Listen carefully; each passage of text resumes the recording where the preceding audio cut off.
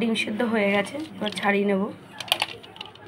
আমি ডিমের ঝালের জন্য নিয়েছি পেঁয়াজ কেটে নিয়েছি, টমেটো নিয়েছি, রসুন, আদা, কাঁচা লঙ্কা, জিরে, ধনে, শুকনো লঙ্কা, গোটা গরম মশলা, এলাচ, লবঙ্গ। এবার এটা সব আমি এখন বেটে নেব। ডিমগুলোকে আমি সব কেটে নিয়েছি, এবার আমি নুন আর হলুদ মাখিয়ে নেব।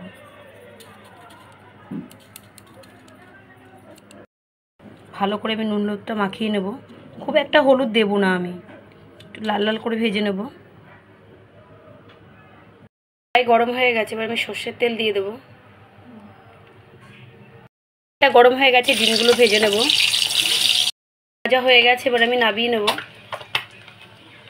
মেথি ভেজে নেব শুকনো খোলায়। তেল দিয়ে দিয়েছি, অল্প করে তেল দিলাম, কারণ হচ্ছে ডিম ভাজা তেলটা পরে অ্যাড করব। দিয়ে দেবো মশলাটা দিয়ে দেবো। নুন আর হলুদ নিয়ে নিয়েছি। অল্প পরিমাণে একটু বাটি ধোয়া জলটা দিয়ে দেবো, ভালো করে কষিয়ে নেব।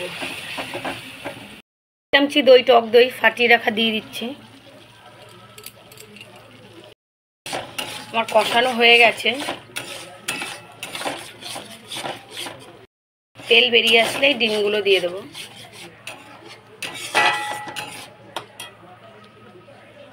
হালকা করে জল দিয়ে দেবো, বেশি জল দেবো না।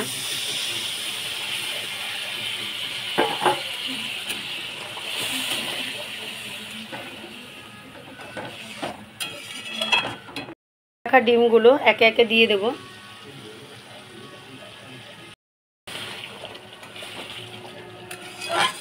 আমি উপর থেকে মেথি দিয়ে দেবো।